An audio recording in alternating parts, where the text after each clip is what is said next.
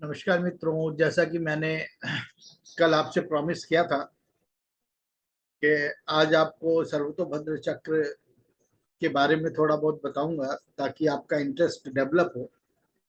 सर्वतोभद्र चक्र जो है वो एक ऐसी प्रेडिक्टिव मेथडोलॉजी है जो प्लैनेट के ट्रांजिट के ऊपर बेस्ड होता है। और इसमें जो फलादेश करने के लिए जो तरीके हैं वो जातक के जन्म के समय जो पंचसलक है उनके ऊपर बेस्ड होता है। तो पंचसलक क्या है इसके बारे में जान लेते हैं। हमारा शरीर 5 तत्वों से बना है, वैसे ही आपकी कुंडली भी 5 तत्वों से बनी है, ऐसा मान लीजिए। तो चंद्रमा जन्म के समय आपके जिस साइन में होता है, राशि में जब होता है, वो बड़ा ही सेंसिटिव होता है। अगर कोई मेलिफिक प्लैनेट गोचर करता हुआ आपकी चंद्र राशि का वेधन कर देता है तो जितनी देर भी वो दशाओं में होगा और जितनी देर वो आपके चंद्र राशि को वेद करेगा यानी देखेगा, एस्पेक्ट करेगा, उतने ड्यूरेशन तक आपको पीड़ा रहेगी। फिर दूसरा पंचसलक है नक्षत्र। तो चंद्रमा किसी न किसी साइन पे होगा तो डिग्री वाइज किसी न किसी नक्षत्र पे भी होगा। तो वो नक्षत्र और सेंसिटिव हो जाता है जब कोई मेलिफिक प्लैनेट उस बर्थ स्टार का वेदन करता है। वैसे में शरीर और आपकी मानसिक स्थिति पीड़ित होती है। और यदि शुभ ग्रह कर ले राशि को या तिथि को तो शारीरिक सुख, वैभव और अनेक प्रकार से जो है ना मन प्रसन्न रहता है। जो तीसरा पंचसलक है वो है आपके जन्म की तिथि। अगर तिथि को कोई मेलिफिक प्लैनेट वेद कर दे तो आप समझें कि आपको बहुत विशेष रूप से परेशानी होने वाली है। रोग और तनाव से आप घिरने वाले हैं। और इसी प्रकार से जब उस तिथि का वेधन कोई शुभ ग्रह कर दे तो सौख्य, धन, मान, यश, पद और प्रतिष्ठा की प्राप्ति होती है। प्रत्येक राशि के अंदर, प्रत्येक नक्षत्र के अंदर जो डिग्री वाइज चंद्रमा का जो गोचर होता है तो वो किसी न किसी चरण में होता है। आप सभी जानते हैं कि हर नक्षत्र के 4 चरण होते हैं, 3 डिग्री और 20 मिनट के। तो आपका चंद्रमा जिस नक्षत्र के जिस चरण पे होगा उस चरण के हिसाब से आपके नाम का अक्षर तय होता है। ये और भी सेंसिटिव जो है ना वो पंचसलक है। तो जब कोई शुभ ग्रह आपके नाम के अक्षर का वेधन करता है तो आपको विभिन्न प्रकार से सफलता, सुख, समृद्धि और कंफर्ट्स जो है ना लाइफ के अंदर वो बढ़ा देता है। और पाप ग्रह यदि वेधन करे तो इन सब को समाप्त कर देता है और इसके विपरीत हानि, मानसिक कलह, तनाव, राग और द्वेष पैदा करता है। फिर हर अक्षरों के समूह का एक स्वर होता है, वॉवेल जिसको बोलते हैं, अक्षर यानी लेटर। और इन अक्षरों का जो समूह है उसको हम, उसके लिए एक वॉवेल यानी कि स्वर जो है वो तय होता है। अगर इस स्वर का वेधन कोई शुभ ग्रह कर दे तो विभिन्न प्रकार से सुख, संपत्ति, प्रमोशन, कंफर्ट, हैप्पीनेस लाइफ में आती है। और अगर इनका कोई पाप ग्रह वेद कर दे तो इन सब चीजों का ह्रास हो जाता है। एक और भी चीज है, दिवस जिस दिन आप पैदा होते हैं। तो पंचसलक का वेधन जो है ना वो शुभ और अशुभ ग्रह से वेद करने पे जो फल होता है वो मैंने अभी आपको बताया है। आज मैं आपको कुछ ऐसी चीज बताऊंगा जिससे आपको लगेगा कि वाकई सर्वतोभद्र चक्र जो है ना वो कमाल की चीज है। तो ये बड़ा स्थूल, क्योंकि ये, अब देखिए 27 ही नक्षत्र होते हैं और जो विश्व की आबादी है 9 अरब से अधिक है। तो आप बोलेंगे भैया ये तो क्या प्रोडिक्शन है। लेकिन ये आप देखोगे देश काल पात्र के हिसाब से और दशाओं के हिसाब से इसके फलों में थोड़ा परिवर्तन होता है। और हर व्यक्ति का जो ग्रह है उसका स्वभाव बदलता रहता है। सब लॉर्ड के हिसाब से सब लॉर्ड कुछ क्षणों के अंदर बदल जाता है। एक ही दिए गए समय में अलग अलग स्थानों में पैदा होने वाला व्यक्ति जो है उनके 1 से 12 घरों के सब लॉर्ड बदल जाते हैं, जिसकी वजह से उसका जो प्रोमिसेस है हर भाव का वो भी बदलता है। तो ग्रह का स्वभाव भी बदलता है। इस प्रकार से जब ग्रह राशि नक्षत्र है ना अक्षर स्वर और तिथि का वेधन करते हैं तो उसका जो फल है वो भी परिवर्तित होता रहता है ना। बट ये है स्थूल। अब मैं आपको बताऊं एक छोटी सी चीज आपको बताता हूं मैं कि आपके जन्म के नक्षत्र से एक सर्टेन प्लेस के अंदर में जब वो ग्रह गोचर करता है तो सर्वथा प्रतिकूल फल ही देता है, कोई अच्छा फल दे ही नहीं सकता। तो मैं केवल एक चार्ट बना देता हूँ, आप लोग खुद एक्सपीरियंस करना। मैं बताऊंगा, पिछले एपिसोड में भी मैंने बोला था कि कौन से नक्षत्र वाले को कौन सा ड्यूरेशन बड़ा खराब गया होगा अगर शनि की दशा रही होगी। तो मैं एक छोटा एग्जांपल देता हूँ, एक स्क्रीन शेयर कर लेते हैं आपसे।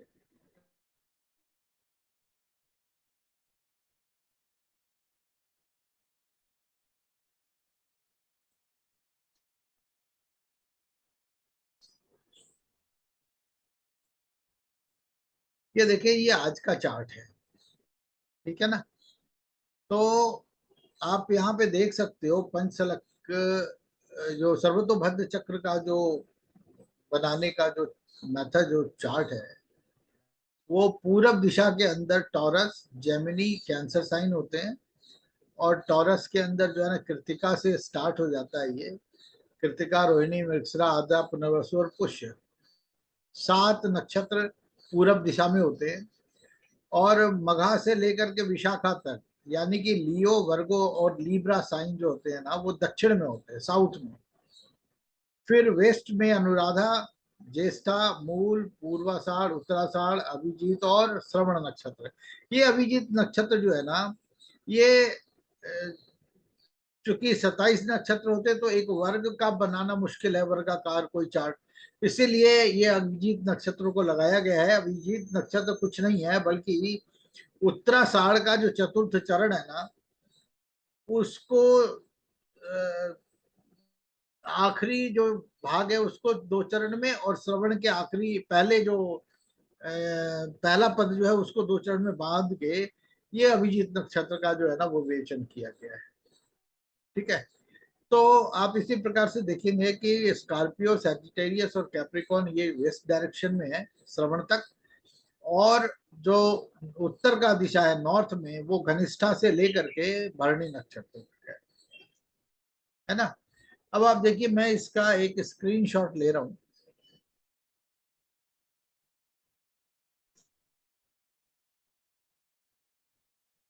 आपको मैं दिखाना चाहूंगा।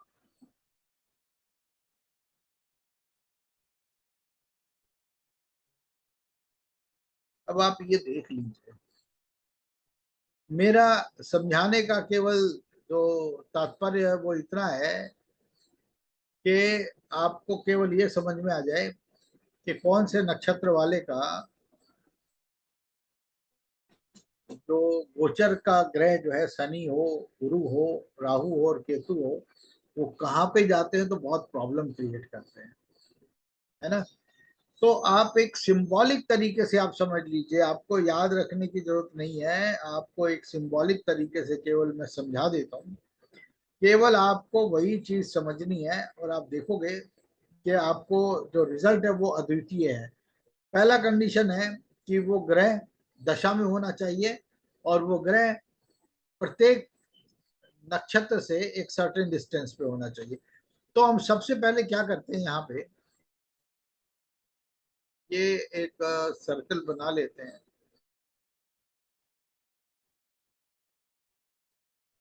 हम ले लेते हैं अश्वनी नक्षत्र को, ये मान लीजिए आपका बर्थ स्टार है साहब।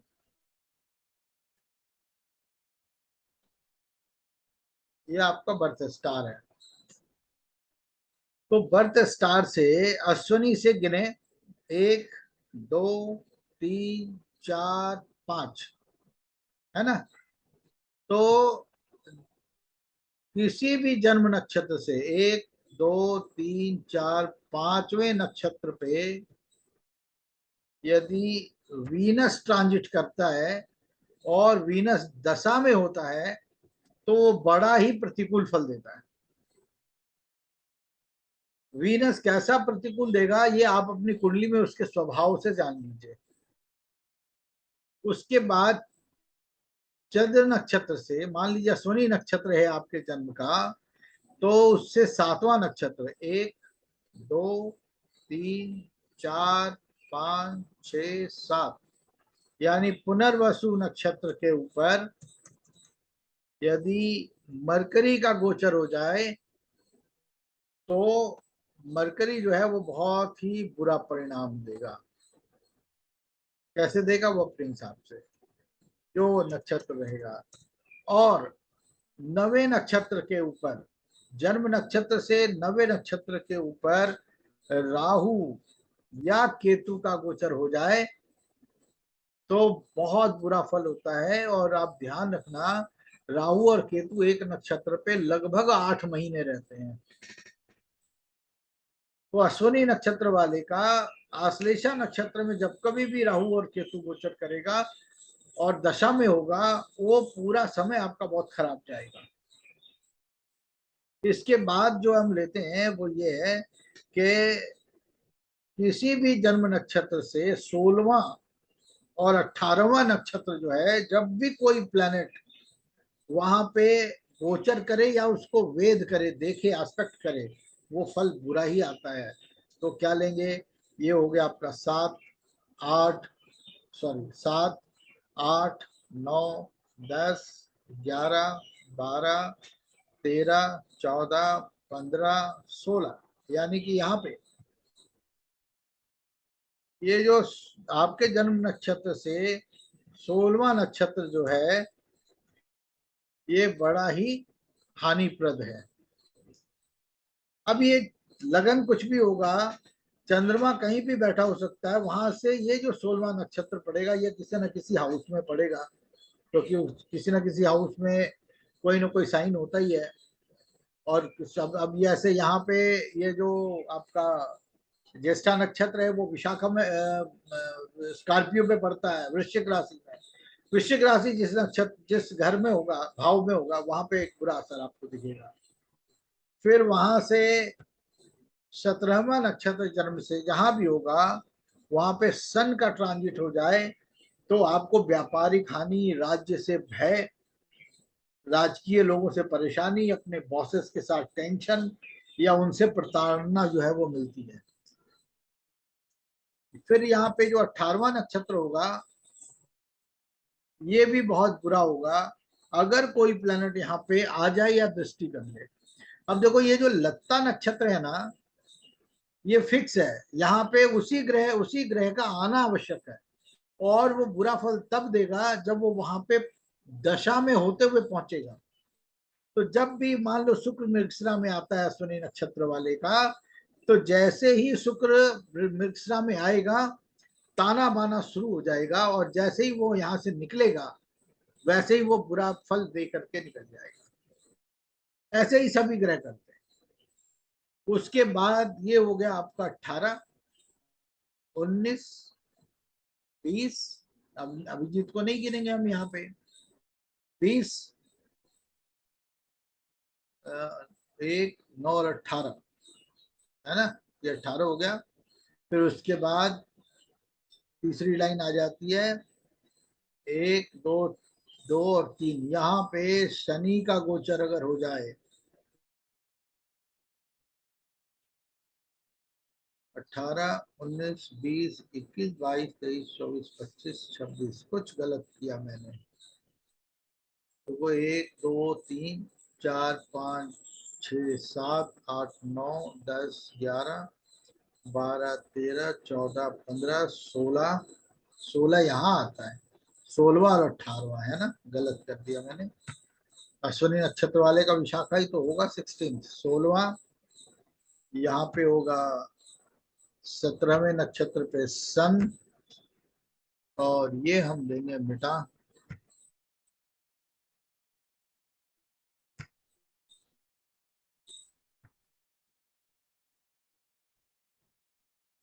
ये मिटा देंगे साहब।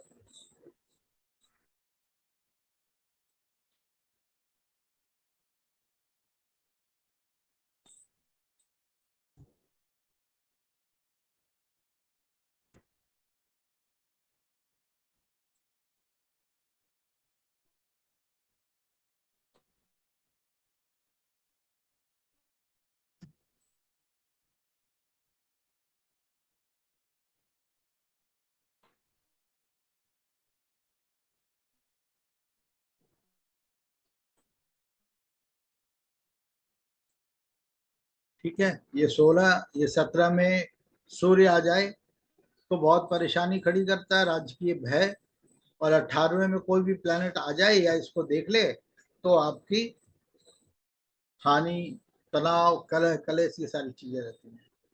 अब ये 18 हो गया, उसके बाद ये 19, 20 और 21वां नक्षत्र, यहाँ पे उत्तराषाढ़ के अंदर अगर सैटर्न का ट्रांजिट हो जाए और सैटर्न दशा में हो तो वो 1 साल या जितनी देर भी वो दशा में रहेगा, जातक का बुरा हाल। ये किसी भी कुंडली के अंदर किसी चंद्र नक्षत्र से आप कैलकुलेट कर लो, इसी डिस्टेंस के अंदर सबसे ज्यादा परेशानी खड़ी होगी। फिर मून यहाँ पे आ जाए तो बहुत भारी परेशानी, और यहाँ पे जुपिटर आ जाए तो भारी परेशानी, और यहाँ पे सैटर्न आ जाए तो भारी, मार्स आ जाए तो भारी परेशानी। आप यहाँ से कैलकुलेट करके देख लीजिए। जन्म नक्षत्र से 5 में शुक्र, 7 में बुध और 9वें राहु केतु बहुत खराब होते हैं। 16वां और 18वां नक्षत्र जन्म नक्षत्र से बहुत खराब, कोई भी आ जाए या देख ले इसके नक्षत्र को, बुरा हाल।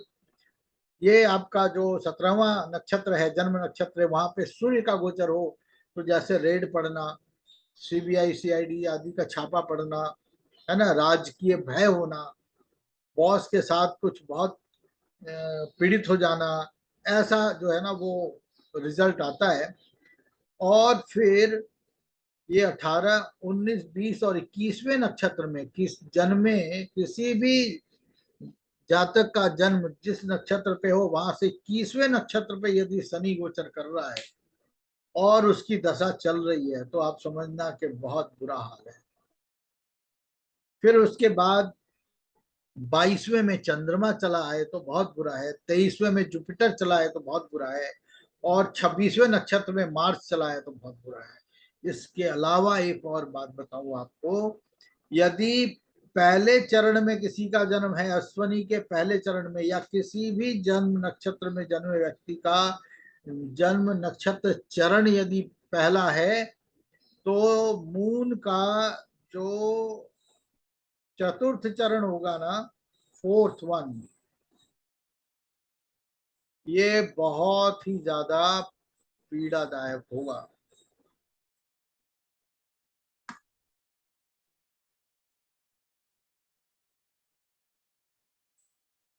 तो अगर पहले चरण में जन्म हुआ है तो जो चतुर्थ है वो बहुत पीड़ादायक होगा साहब,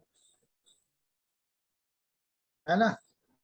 अगर द्वितीय चरण में जन्म हुआ है तो जुपिटर का लगता जहां लगता है उसका प्रथम चरण बहुत खतरनाक होगा।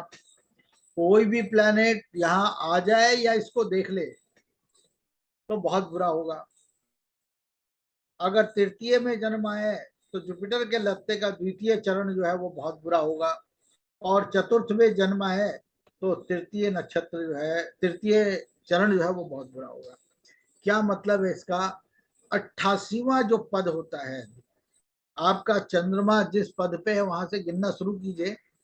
हर नक्षत्र में 4 चरण होते हैं, तो चंद्रमा जिस पद पे हो वहां से गिनना शुरू कीजिए।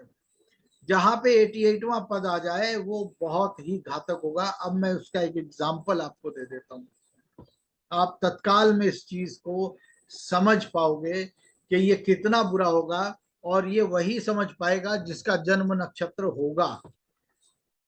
तो आइए आपको यहीं से दिखा देता हूं, मैं स्क्रीन शेयर कर लेते हैं।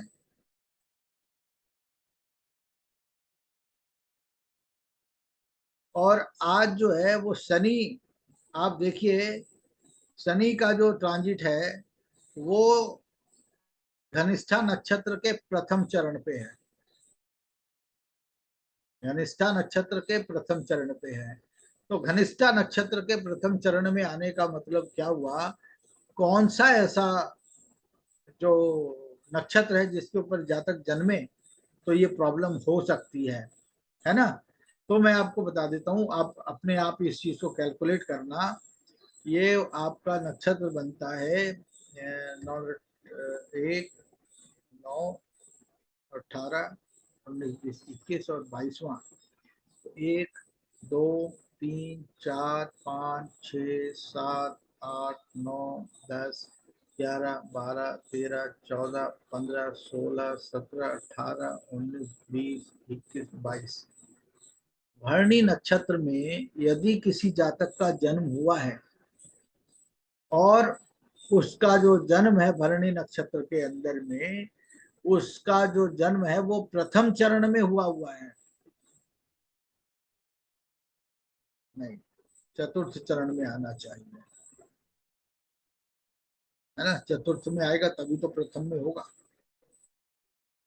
तो भरणी नक्षत्र के चतुर्थ चरण में यदि किसी जातक का जन्म हुआ है और अभी तत्काल में कोई शनि की दशा चल रही है, चाहे वो महादशा हो, चाहे भुक्ति हो, अंतरा हो, सूक्ष्म हो या प्राणा हो, तो जितनी देर भी ये शनि जो है वो घनिष्ठा नक्षत्र के प्रथम चरण पे रहेगा, आपको बहुत तकलीफ होने वाली है। कारण कई हो सकते हैं, स्ट्राइफ इन द फैमिली हो सकती है, या आपके घर परिवार में कुछ ऐसा हो सकता है जो कि बहुत बुरा हो, आपके साथ हो सकता है जो कि बहुत बुरा हो, है ना। ये एक चीज मैंने आपको बता दी। और अगर चंद्रमा, अगर शनि घनिष्ठा नक्षत्र में है तो आपको मैं बताऊं कि कौन से नक्षत्र वाले का शनि का लगता लग रहा है जो आपकी बहुत परेशानियां बढ़ा रहा है।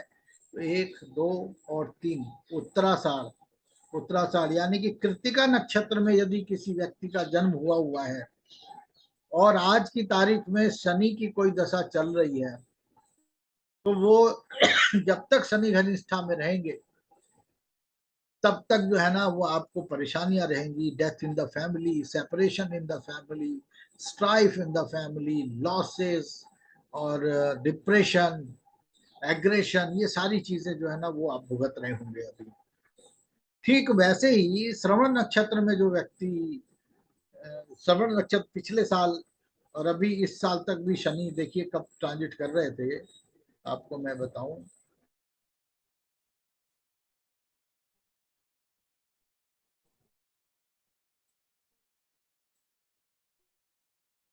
यानी कि आप देखिए 2021 के फरवरी से, 2021 के फरवरी से लेकर के अभी 2022 के फरवरी तक का जो समय था उसमें शनि जो है ना श्रवण नक्षत्र में थे। तो 1 और 2 और 3 पूर्वाषाढ़, पूर्वाषाढ़, पूर्वा फाल्गुनी और भरणी नक्षत्र। तो जो जातक भरणी नक्षत्र में जन्मे हैं, आपने देखा होगा 2021 से 2022 का जो समय है जहाँ पे शनि की दशा चल रही थी, वहां पे वो जातक बेहद परेशान था, किसी की मृत्यु हो गई या कोई तनाव, कलह और कलेश हो गया। तो आप जो ट्रांजिट है इसका इतना बड़ा फल है कि आप उसको नोटिस करोगे कि वाकई ये जो ट्रांजिट ले रहा है ये बहुत जो है वो जबरदस्त है। और खास करके इसमें एक चीज देखते हैं, एक तो इसका कैंसलेशन भी होता है जो मैं आपको कोर्स में बताऊंगा, लेकिन मैं आपको एक चीज बता देता हूँ। जैसे इसी जातक का जन्म जब हमने लिया है तो जो भी दिशा अस्त होगी, यानी जो पंचसलक अस्त होंगे, अगर ऐसे में उसका बर्थ स्टार, आपका मून साइन, आपकी राशि, आपका नक्षत्र या लत्ता लगने वाला जो स्थान है वहां पे आपको भीषण परेशानी पैदा करेगा। या दो प्लैनेट एक साथ जो है वो अगर मेलिफिक ट्रांजिट में आ जाए तो बहुत बुरा करेगा। अब जैसे मान लीजिए इस जातक की ही अगर हम बात करें तो इसका जन्म जो है वो स्वाति नक्षत्र में हुआ है, और ये जो दिशा है ये दक्षिण की दिशा है। यहाँ ही पे दक्षिण दिशा में ही यहाँ पे नाम का अक्षर, यहाँ पे साइन, यहाँ पे स्वर ये आए हुए हैं। तो जब कभी भी सूर्य का गोचर दक्षिण दिशा यानी मगहा से लेकर के विशाखा तक के बीच में रहेगा, और ऐसे में यदि लत्ता लग जाए, 88वां पद का भेद हो जाए, आपके पंचलक का भेद हो जाए, आप देखेंगे बहुत परेशानियां खड़ी हो जाएंगी और आपको समझ नहीं आएगा कि कुंडली के अंदर दशाएं बिल्कुल ठीक चल रही हैं, लेकिन आपका जो फल है वो बहुत अच्छा नहीं है, बहुत खराब चल रहा है। अब सूर्य जो है वो आप देखें 13 दिन यहाँ रह चुका है, और ऐसे करते करते ये 3 महीने में यहाँ विशाखा से निकलेगा। तो ये 3 महीने तक आपकी दिशा अस्त है, और अगर जिस दिशा को अस्त कर रहा है वहां पे यदि आपका लत्ता लग रहा है, नाम का अक्षर पीड़ित हो रहा है, स्वर पीड़ित हो रहे हैं, राशि पीड़ित हो रही है, तो आप ऐसे समय में आपको बहुत परेशानी आएंगी। तो आप इसका स्वयं जो है वो अनुभव कर सकते हैं। आपको दिखेगा कि गुरु का गोचर, राहु और केतु का गोचर, शनि का गोचर, ये वो प्लैनेट है जो एक लंबे समय तक किसी नक्षत्र पे रहते हैं, तो आपको फील ज्यादा होता है। ऐसे ही अगले एपिसोड में मैं आपसे चर्चा करूंगा उपग्रह के बारे में, या फिर स्पेशल मेलिफिक ट्रांजिट के बारे में, या मैं आपको ये बता सकता हूँ कि अब इस नक्षत्र के अंदर जो है ना वो शनि का गोचर हो रहा है, गुरु राहु केतु या मंगल बुध का गोचर हो रहा है, तो इस फलाने फलाने कंट्री के अंदर में गृह युद्ध की संभावना बन रही है, एक देश के साथ दूसरे देश की युद्ध की संभावना बन रही है, बाढ़ की संभावना बन रही है, भूकंप की संभावना बन रही है। ये सब आप यहाँ सर्वतोभद्र चक्र से पता लगा सकते हैं। अभी के लिए फिलहाल इतना ही। आप लोग जो कोई भी हमारा SBC का कोर्स जो कि 10 सितंबर से आरंभ हो रहा है, शनिवार और रविवार का कोर्स है, ये 3 महीने का ड्यूरेशन है। आप जो कोई भी इंटरेस्टेड है आप मुझसे संपर्क कर सकते हैं, मुझसे बात करें, अपना नाम एनरोल कराएं, और तब तक के लिए शुक्रिया, धन्यवाद।